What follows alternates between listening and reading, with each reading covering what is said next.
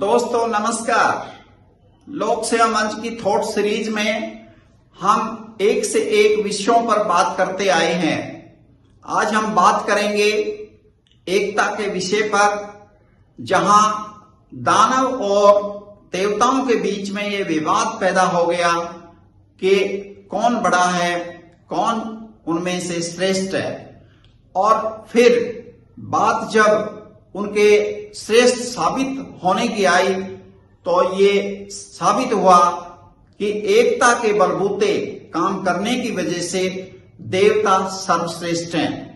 कहते हैं एक बार ब्रह्मा जी ने देवताओं और दानवों की एक सभा बुलाई और वो सभा बहुत अच्छे से ब्रह्मा जी संचालित कर रहे थे, मगर बीच में दानवों ने ये कहा कि ब्रह्मा जी आप चाहे लाख प्रयास करते दिखाई पड़ रहे हैं कि आप एक समान व्यवहार कर रहे हैं, आप ऐसा आभास करा रहे हैं, मगर ऐसा है नहीं, आप देवताओं को ज्यादा महत्व दे रहे हैं।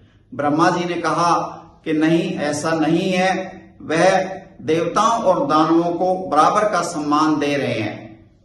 इसके बावजूद दानव संतुष्ट नहीं हुए और उन्होंने अपनी शिकायतों का पुलिंदा बांधते हुए ब्रह्मा जी को कहा कि आगे से हम आपके बुलावे पर नहीं आएंगे।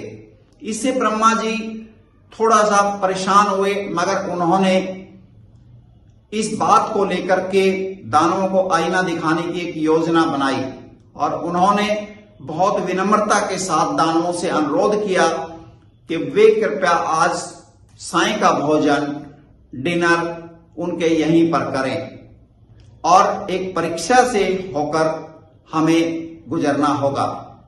दानव भी देवता भी सहमत हो गए। जब साय हुई और डिनर का वक्त आया, उससे पहले सभी देवताओं और दानवों के जो हाथ थे वो लकड़ी से इस तरह से बांध दिए गए कि वो उनको मोड़ ना सके, यानी कि हाथों से कोई काम वो स्वतंत्र रूप से करने में सक्षम ना हो सके। फिर खाने के जो थाल थे, एक से एक मिठाइयां, पकवान सबसे पहले दानवों के सामने लाए गए, परोसे गए। दानवों ने काफी प्रयास किया खाना खाने का, मगर वे सफल नहीं हो सके क्योंकि उनके हाथ मोड़ नहीं पा रहे थे।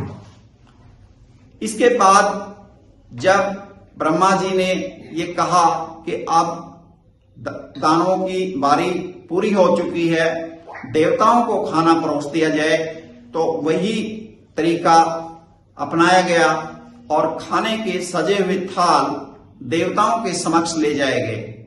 देवताओं ने स्थिति को तुरंत समझते हुए दो ने मिलके जोड़ी बना ली और एक दूसरे को खाना खिलाने लगे और ये क्रम बहुत ही शीघ्र पूरा हुआ और सभी देवताओं ने जी भरकर खाना खाया।